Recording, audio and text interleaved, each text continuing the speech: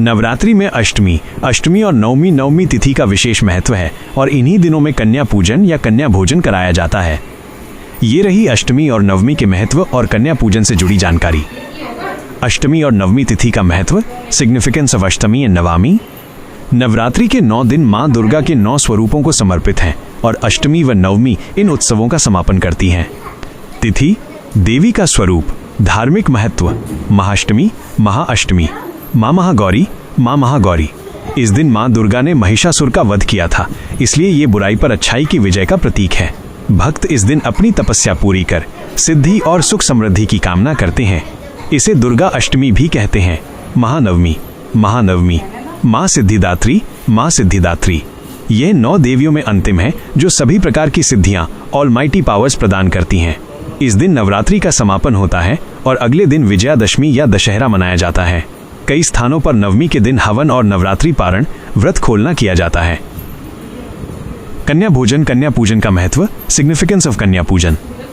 कन्या भोजन या कन्या पूजन अष्टमी या नवमी के दिन या दोनों ही दिन कराया जाता है। यह पूजन इन तिथियों का सबसे महत्वपूर्ण अनुष्ठान है।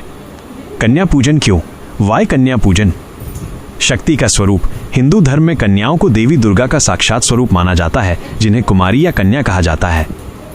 9 देवियों के 9 दिन के व्रत पूजन के बाद कन्याओं को भोजन कराकर और उनका सम्मान करके भक्त सीधे देवी से आशीर्वाद प्राप्त करते हैं। नवदुर्गा का सम्मान।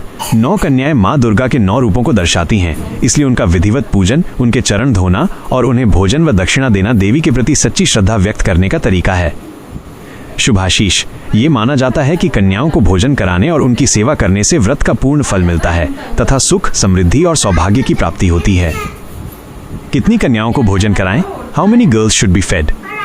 कन्या पूजन के लिए आमतौर पर 9 कन्याओं और 1 बालक को भोजन कराना शुभ माना जाता है। 9 कन्याएं। ये 9 कन्याएं नवदुर्गा के 9 स्वरूपों का प्रतिनिधित्व करती हैं। एक बालक, लंगूर, भैरव कन्याओं के साथ एक छोटे बालक को भी भोजन कराया जाता है, जिसे भैरव या लंगूर, हनुमान जी का बाल स्वरूप जो मां दुर्गा के सेवक हैं, का प्रतीक माना जाता है। संख्या में परिवर्तन। यदि 9 कन्याएं उपलब्ध न हो तो कम से कम 2 कन्याओं को भोजन कराकर भी पूजन किया जा सकता है। यदि अधिक कन्याएं हों तो 11, 15 या 21 कन्याओं को भोजन कराने की परंपरा भी है। कन्याओं की आयु।